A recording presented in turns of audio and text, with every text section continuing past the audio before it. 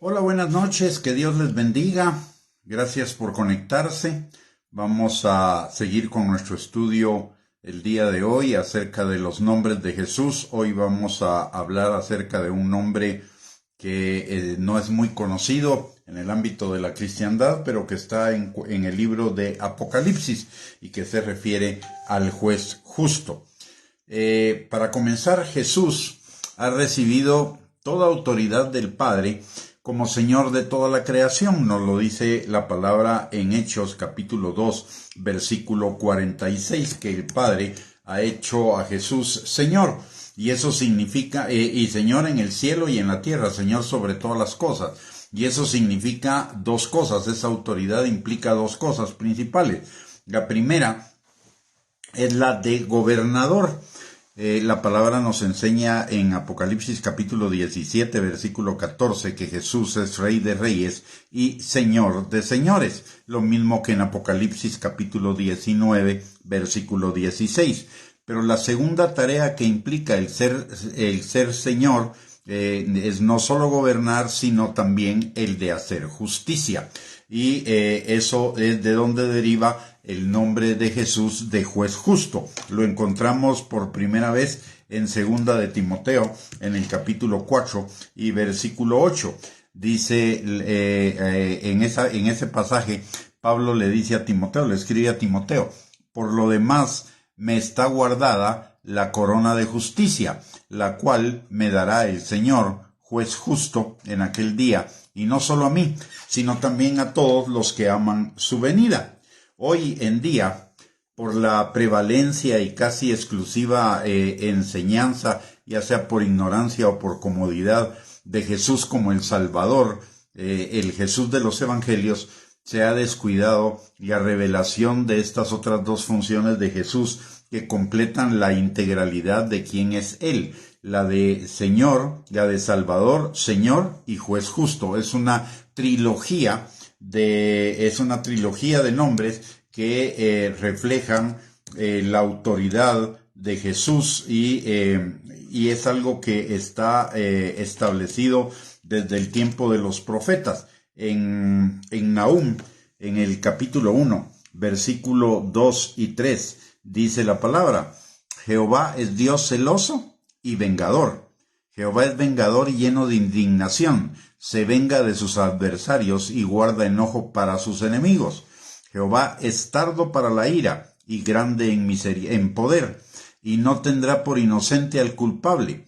Jehová marcha en la tempestad y el torbellino, y las nubes son el polvo de sus pies. Aquí nos está hablando de un Dios que es vengador de la maldad, que se indigna con la maldad, que toma venganza de sus adversarios, y eso significa que hace justicia. Recordemos que Dios no puede hacer nada malo ni nada injusto. Todo lo que Dios hace es totalmente justo, y más ahora que en toda la Biblia vemos que el Señor siempre es lento para la ira y grande en misericordia. Siempre su misericordia ha estado abierta para que no se ejerza, para que no tener que ejercer la ira. En el Antiguo Testamento era en relación a la fe con el Mesías que habría de venir, en tanto que en el Nuevo Testamento es por la fe en el Mesías que ya vino. Y eso nos libra de la ira del Señor, pero es claro que quienes no reconozcan esa vía, quienes no tomen esa vía, pues obviamente se van a enfrentar a la justicia de Dios. Y esa justicia de Dios tiene dos niveles. En lo terrenal es las consecuencias de nuestros pecados y de nuestras malas decisiones, y en la eternidad el juicio, la condenación eterna para los que no creen en el Señor Jesucristo. Entre las múltiples cualidades de Dios en el Antiguo Testamento, y recordemos que Jesús y el Padre son uno, la palabra nos recuerda que Dios es el juez de toda la tierra.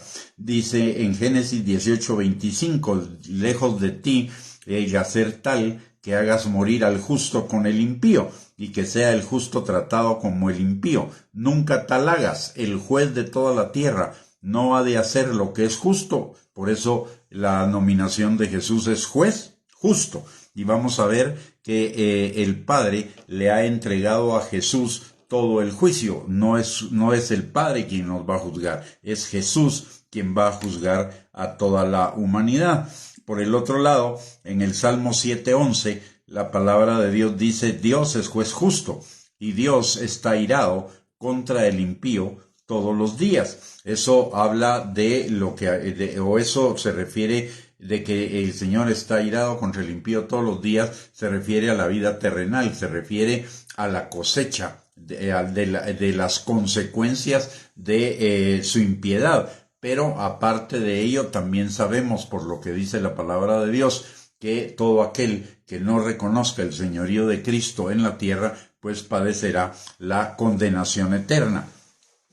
La acción de justicia de Dios implica dos aspectos. Primero, la de legislador, y Dios lo es, de acuerdo a lo que nos enseña Isaías capítulo 33, versículo 12. Y es legislador estableciendo las normas, estableciendo qué es la justicia y qué es la injusticia. Y la segunda, la noción de justicia, y el segundo aspecto que contempla es el de juez, juzgar a quien no cumpla con la justicia de Dios, como lo vimos en el Salmo 7:11. No es de ninguna manera concebible que uno de estos dos aspectos de la justicia falten, porque entonces no es justicia en lo absoluto. Si falta la función de legislar, la función de juez se tornaría como una función arbitraria, personalista e injusta, porque no existe un parámetro o una medida para juzgar lo que está bien y lo que está mal. Pero si falta la función de juez, entonces la ley no tiene ningún sentido, no tiene ningún poder para impulsar su cumplimiento, y entonces su aplicación queda al criterio de cada uno. Pero como Dios es perfecto, Él no solo es legislador, sino también es juez. La noción de justicia, y Dios es un Dios de justicia, como nos lo dice Malaquías 2:17, entonces implica la función de legislar y de juzgar. La función de juzgar implica juicio, y el juicio se refiere a la evaluación de las acciones de una persona con respecto a los parámetros establecidos y el castigo o condena resultante de dicho acto. Como ya mencionamos, el Señor establece qué es justicia. La justicia es reconocer el señorío de Cristo. La palabra de Dios dice que busquemos el reino de Dios y su justicia, y todas las cosas nos serán dadas por añadidura. Por supuesto que el reino de Dios implica una serie de principios, una serie de valores, una serie de preceptos que evidencian que estamos dentro de la justicia de Dios. La justicia de Dios es Cristo, pero el que la justicia de Dios sea aplicable a nosotros depende de una forma de vida. No es nada más creer que Jesús es mi Salvador y ya. Dios junto con la salvación trae una transformación de nuestra naturaleza. En 2 Corintios 5:17 dice: las cosas viejas pasaron, todas son hechas nuevas. Aparte de ello, tenemos una nueva naturaleza, de acuerdo a lo que nos enseña Segunda de Pedro capítulo 1, versículo 3 y 4. Aparte, y es una naturaleza como la naturaleza de Dios. Aparte, el Espíritu Santo está transformando toda nuestra mente para que el carácter de Cristo sea formado en nosotros. Además, el Espíritu Santo nos empodera para vivir vidas agradables a Dios, vidas huyendo del pecado y vidas en obediencia a su palabra. El juicio no solo significa una ponderación de lo que está bien y lo que está mal, sino que incluye la idea de tomar acciones firmemente en contra del mal, aplicándole consecuencias. Vemos en el Antiguo Testamento innumerables ejemplos de Dios hacia su pueblo Israel y hacia los pueblos impíos. En el Nuevo Testamento el enfoque del juicio de Dios no se minimiza y mucho menos se elimina. Más bien se sigue el énfasis en el juicio, tanto en lo que respecta al juicio presente, como es la disciplina del Señor y la siembra y la cosecha, como el futuro y definitivo juicio que acompañará al regreso de Cristo y el principio de la eternidad, donde Cristo mismo es el juez. En Juan capítulo 5, versículo 22 y 23, la palabra de Dios dice, y notemos que es Jesús, el juez justo, dice, porque el Padre a nadie juzga, sino que todo el juicio dio al Hijo, para que todos honren al Hijo como honran al Padre. El que no honra al Hijo no honra al Padre que le envió. Y notemos, el Padre a nadie juzga, sino que todo el juicio dio al Hijo. En Hechos capítulo 10, versículo 42, la palabra de Dios también dice, y nos mandó que predicásemos al pueblo y testificásemos que Él es el Dios que ha puesto por juez de vivos y muertos. Que Dios le ha puesto por juez de vivos y muertos, refiriéndose al Señor Jesucristo. Y en segunda de Timoteo, en el capítulo 4, versículo 1, dice la palabra, te encarezco delante de Dios y del Señor Jesucristo, que juzgará a los vivos y a los muertos en su manifestación y en su reino.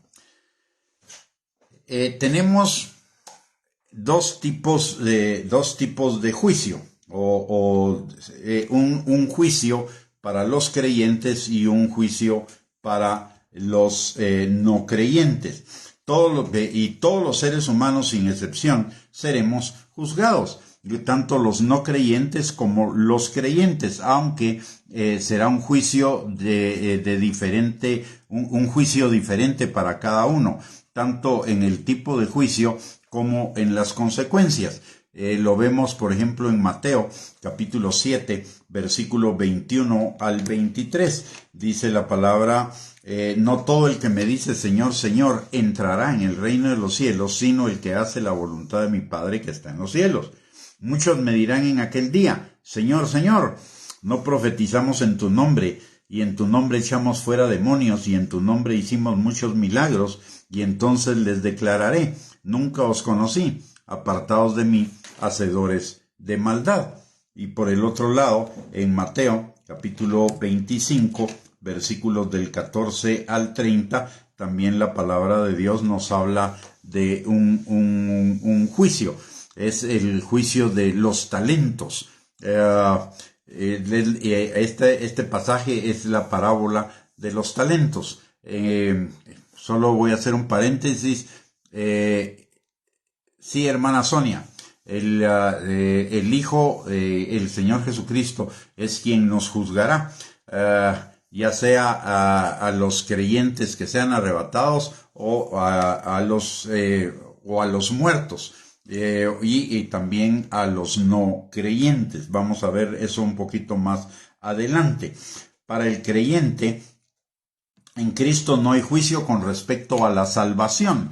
La palabra de Dios dice varias cosas al respecto. Primero, que cuando nosotros somos salvos, tenemos perdón de pecados y vida eterna, por un lado. Por el otro lado, la palabra de Dios nos dice que el Señor, cuando nosotros somos salvos, pone nuestros pecados en el fondo del mar y nunca más se acordará de ellos, alejará nuestros pecados, tanto como está lejos el oriente del occidente. Y en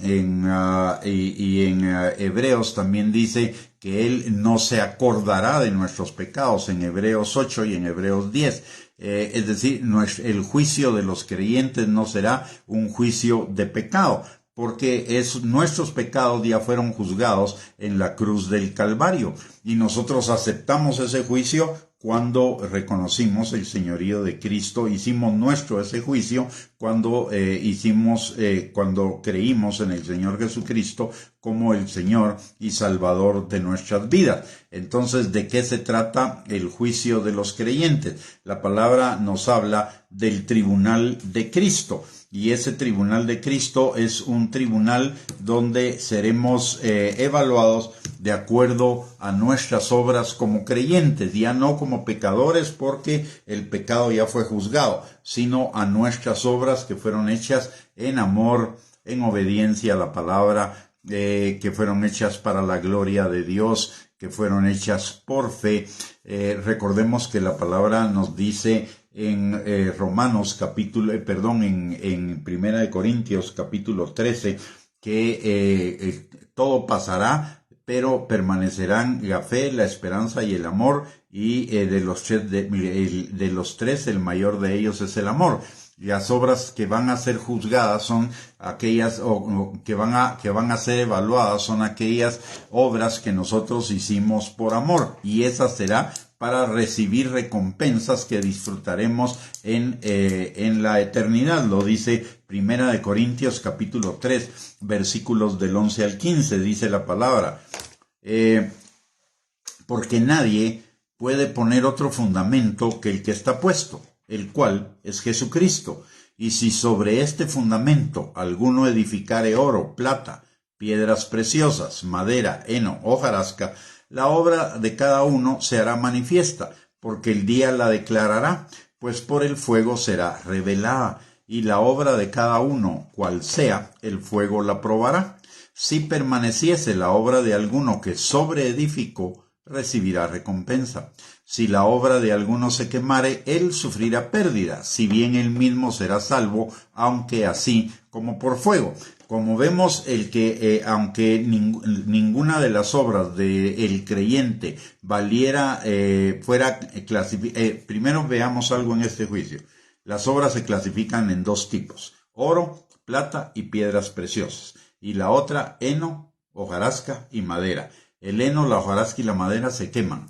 El oro, la plata y las piedras preciosas en el fuego se purifican, no se queman. Entonces habla de dos tipos de obras, unas que se van a quemar y otras que no se van a quemar.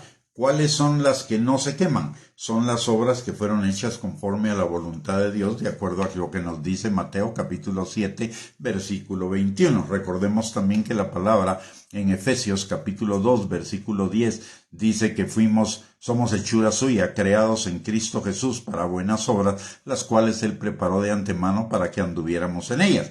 ¿Cuáles son esas buenas obras? Primero, las obras de obediencia a la palabra de Dios y a la voluntad de Dios. Segundo, que hagamos todas las cosas para la gloria de Dios. Tercero, que hagamos todas las cosas con fe, porque todo lo que no proviene de fe es pecado. Aparte de ello, que sean las obras hechas con amor a Dios y con amor al prójimo. El amor a Dios es la obediencia a sus mandamientos, el amor al prójimo es servicio, es ver por lo de ellos como vemos por lo de nosotros, es hacer con ellos lo que nos gustaría que los demás hagan con nosotros. Entonces esas obras van a recibir recompensa. Si no hubieran obras que reciban recompensa, el creyente lo que va a tener es una pérdida de recompensas, pero no la pérdida de la salvación. Dice que va a entrar en la salvación, va a entrar en la eternidad como por fuego. Él mismo será salvo, aunque así como por fuego. Y a eso es a lo que se refiere la palabra cuando nos habla del tribunal de Cristo. Por el otro lado, también la palabra, por ejemplo, en cuanto a ese juicio, nos dice en Romanos capítulo 2, versículo 10, en el día en que Dios juzgará por Jesucristo los secretos de los hombres conforme a mi evangelio. Eso se refiere básicamente a los impíos, no a los creyentes. En cuanto a lo que sí dice la palabra en Mateo capítulo 12, versículo 36 al 37, lo dice Jesús, mas yo os digo que de toda palabra ociosa que hablen los hombres, de ella darán cuenta en el día del juicio, porque por tus palabras serás justificado o por tus palabras serás condenado. Y aquí básicamente también está hablando del juicio a los impíos. En Romanos capítulo 12,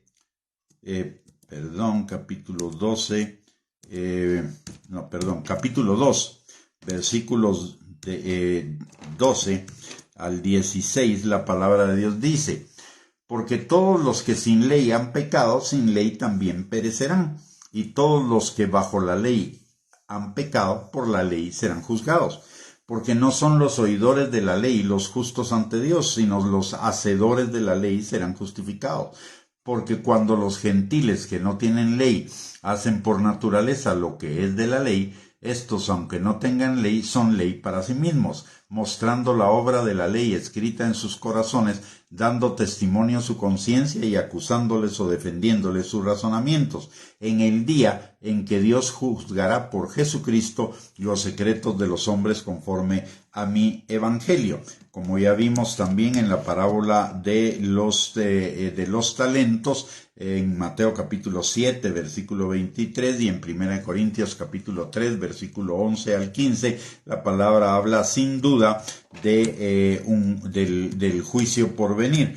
Dos tipos de juicio. Volvemos a ese punto. El primero es el juicio de los creyentes, que es un juicio para recompensas, y ese es lo que se llama el tribunal de Cristo. Pero por el otro lado está el juicio final, que es el juicio del trono blanco, que es para los que no están escritos en el libro de la vida. Y ellos obviamente van a un juicio de condenación. En el tribunal de Cristo van los creyentes para recompensas. En el juicio del trono blanco van los no creyentes para condenación. Necesitamos tener claro que Dios es un Dios de amor, Dios es un Dios de misericordia, Dios es un Dios de bendición, pero también Dios es un Dios de justicia. Muchas veces nos olvidamos de la justicia de Dios y solo queremos vivir en el lado de la bondad de Dios, de la misericordia de Dios, pero no en el lado de la justicia de Dios. Y Él claramente nos dice que necesitamos vivir también en el lado de la justicia. Nos dice que busquemos el reino de Dios y su justicia, y todas las cosas nos serán dadas por añadidura. Y la justicia comienza por estar en Cristo, por la nueva naturaleza que tenemos, y esa nueva naturaleza implica una transformación de vida en la cual la palabra de Dios es nuestra guía para una vida conforme a la voluntad del Padre. Ya no somos condenados porque no cumplamos la palabra, porque la misma palabra nos enseña dos cosas. Primero, que Cristo cargó todos nuestros pecados en la cruz del Calvario, y eso implica nuestros pecados pasados, presentes y futuros. Y por el otro lado, la palabra también dice en 1 de Juan, capítulo 1, versículo 9, que si nosotros pecamos, abogado tenemos para con Dios a Jesucristo, quien es fiel y justo para perdonarnos y limpiarnos de toda maldad. Entonces, no es un juicio por nuestros pecados, pero sí es un juicio para recompensas de acuerdo a la forma en que hayamos vivido conforme a la palabra de Dios. Por eso es importante que la palabra de Dios sea nuestra guía acerca de de la forma como necesitamos vivir. Aparte de que nos conviene, porque la palabra dice claramente en Gálatas capítulo 6, versículos 7 y 8, que Dios no puede ser burlado. Todo lo que el hombre siembra, eso también cosecha. Si siembra para la carne, de la carne cosechará corrupción y muerte, mas si siembra para el espíritu, del espíritu cosechará vida eterna. Aparte, la palabra de Dios nos dice que la paga del pecado es muerte, mas la dádiva de Dios es vida eterna en Cristo Jesús. Es vida en Cristo Jesús, y dentro de ello la vida eterna. Para concluir acerca de esta faceta de Jesús, que no nos debe provocar a los que somos creyentes, no nos debería provocar a miedo, pero sí nos debería provocar a respeto, a reverencia, a honra, a obediencia, a sujeción al Señor, a su Espíritu Santo y a su palabra. A quienes sí debería provocarles muchísimo temor es a aquellos que no han reconocido el señorío de Cristo, porque si no lo reconocen antes de partir de esta vida, ellos irán a la condenación eterna. Recordemos lo que dice la palabra en Juan capítulo 3, versículo 16 al 18. Dice, porque de tal manera amó Dios al mundo, que ha dado a su Hijo unigénito, para que todo aquel que en él crea no se pierda, mas tenga vida eterna. Porque no envió Dios a su Hijo al mundo para condenar al mundo, sino para que el mundo sea salvo por él. El que en él cree no es condenado, pero el que no cree ya ha sido condenado porque no ha creído en el nombre del unigénito Hijo de Dios. Notemos algo muy importante en este pasaje. Al infierno, la gente no se va por sus pecados. Al infierno la gente se va por incredulidad, por no creer en Jesucristo. Que los pecados van a recibir su recompensa o su consecuencia en el infierno, en los diferentes niveles del infierno que hay, porque así como hay diversas moradas en el cielo, hay también diversas moradas en el infierno. Pero el que no cree, él solo se condena a sí mismo. Dios no lo condena, se condena a sí mismo. El juicio no es que Dios venga y él decida unilateralmente, este se va al infierno, este se va al cielo. No, cada uno decide a qué tribunal va a ir. Si va a ir al tribunal de Cristo como creyente o si va a ir al juicio del trono blanco como incrédulo. Pero la decisión es nuestra. En los juicios lo único que se va a hacer es abrir el libro de la vida, el que está escrito en el libro de la vida, que reconoció el señorío de Cristo, va al tribunal de Cristo. El que no esté escrito en el libro, su nombre escrito en el libro de la vida, irá al juicio del trono blanco para condenación. Es importante entender que Dios no condena a nadie, cada uno se condena a sí mismo por no creer. El que es incrédulo se condena a sí mismo porque no creyó. El Señor salva a aquellos que creen en Él.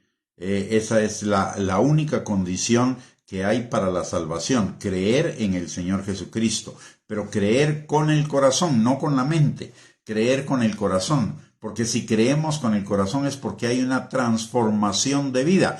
El Señor es la salvación está condicionada a que usted y yo hagamos nuestro el sacrificio de Cristo en la cruz del Calvario y reconozcamos que nuestros pecados fueron cargados sobre Él en la cruz del Calvario, fueron puestos sobre Él en la cruz del Calvario. Pero la salvación implica también el señorío, y el señorío implica la obediencia. Romanos capítulo 10, versículos del 8 al 10 dice que esta es la palabra de fe que predicamos, que si creemos que el Señor, que Jesús es el Señor, y que Dios le resucitó de los muertos, entonces seremos salvos. Ojo, la fe es en el señorío de Cristo y eso nos hace salvos. No es la fe en la salvación, es la fe en el señorío de Cristo. De hecho, la palabra de Dios lo dice muy claramente. Dice en Efesios capítulo 2, versículo 8 al 9. Por fe, por gracia somos salvos por medio de la fe. ¿Y qué es la fe? Creer en Jesús. ¿Y qué es creer en Jesús? Creer en su señorío.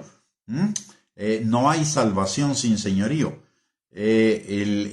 Cuando reconocemos el señorío, entonces somos salvos. Y como salvos iremos al tribunal de Cristo. Cuando no reconocemos el señorío, entonces vamos al juicio del trono blanco para condenación.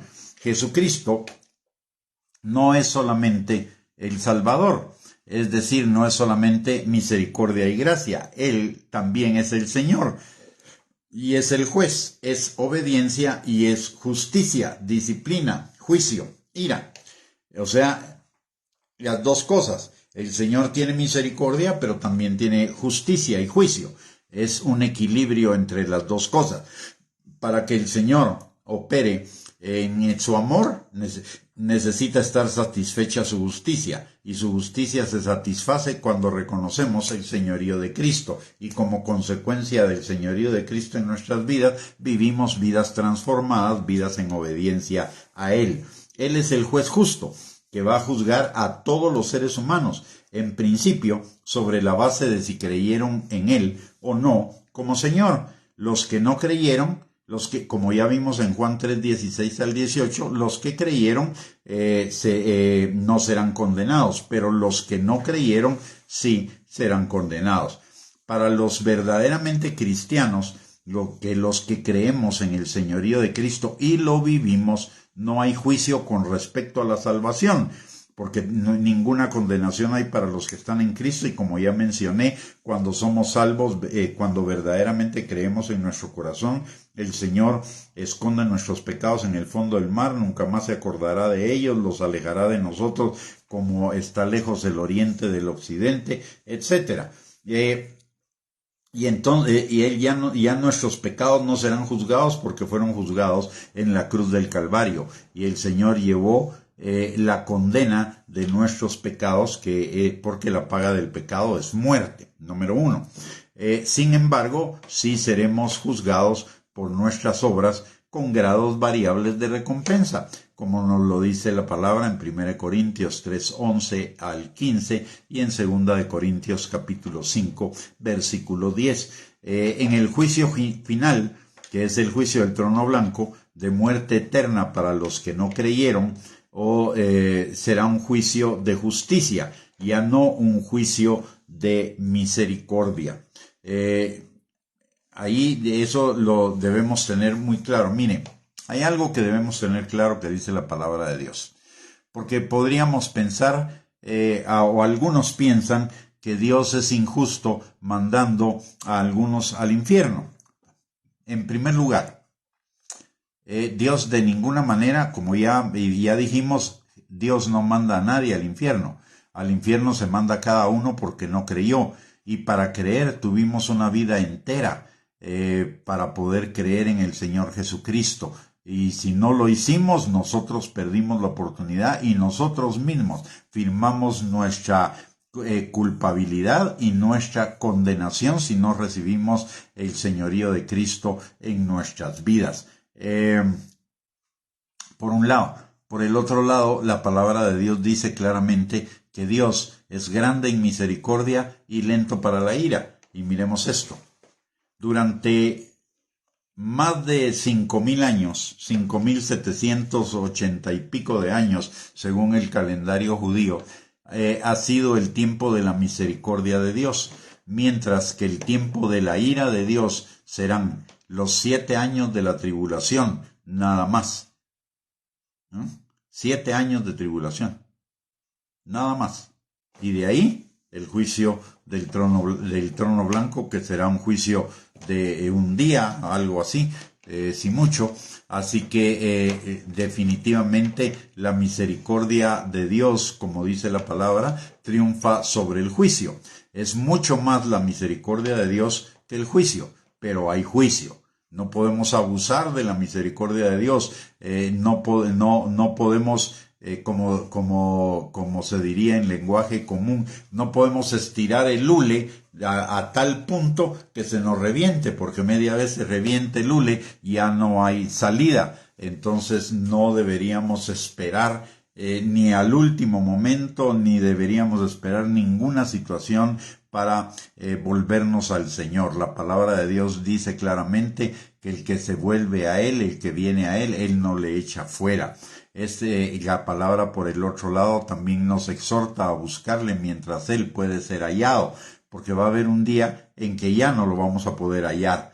Entonces necesitamos, este es el tiempo para hallarlo. Este es el tiempo para volvernos a Él. Y no se requiere ni una gran oración, ni se requiere absolutamente nada en especial. Lo único que se requiere es que ahí donde estamos, abramos nuestro corazón y le digamos al Señor: Señor, reconozco que yo soy pecador, reconozco que yo necesito un Salvador, que no me puedo salvar a mí mismo, que no puedo ganar la vida eterna por mí mismo. Reconozco que tú lo hiciste por mí y reconozco que tú eres el Señor de mi vida.